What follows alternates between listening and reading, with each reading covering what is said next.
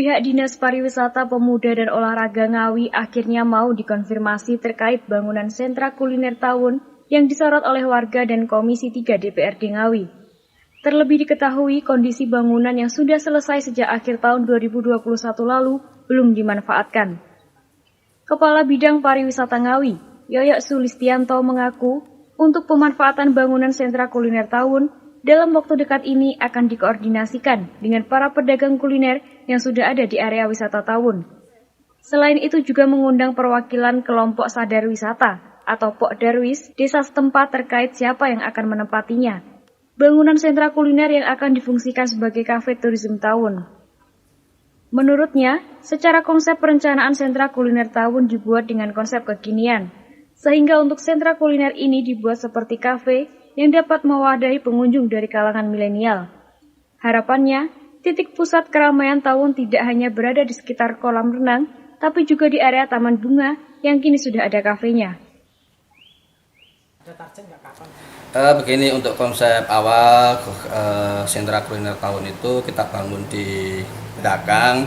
Itu yang pertama untuk memeratakan pengunjung yang berkunjung di Tawun. Jadi selama ini pengunjung Tawun itu berkutat di depan. Sedangkan sekarang ini taman di Tawun itu yang belakang sudah bagus, sehingga kita rencanakan, kita konsepkan untuk membuat sentra kuliner di belakang, sehingga nanti pengunjung yang berkunjung ke belakang ini merasa nyaman untuk mendapatkan kulinernya seperti ini.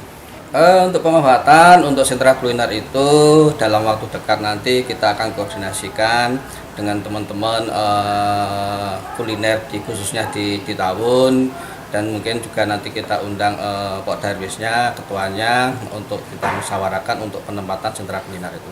Jadi kita utamakan terlebih dahulu yaitu teman-teman yang ada di Tawun dulu.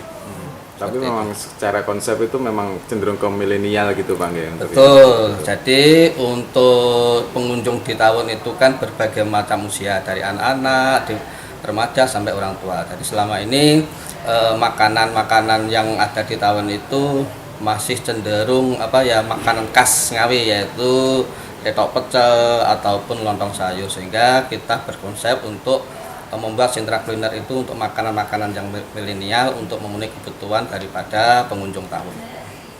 Meski begitu, Yoyo enggan berkomentar pada awal penempatan pembangunan serta pemilihan lokasi yang menjadi sorotan para pemuda dan masyarakat, termasuk keberadaan bangunan kafe yang berdekatan dengan area yang dikeramatkan oleh warga. Namun pihaknya beranggapan jika penempatan lokasi tetap menggunakan lahan atau aset milik pemerintah daerah. Dari Ngawi, Adi Susilo, Garda TV.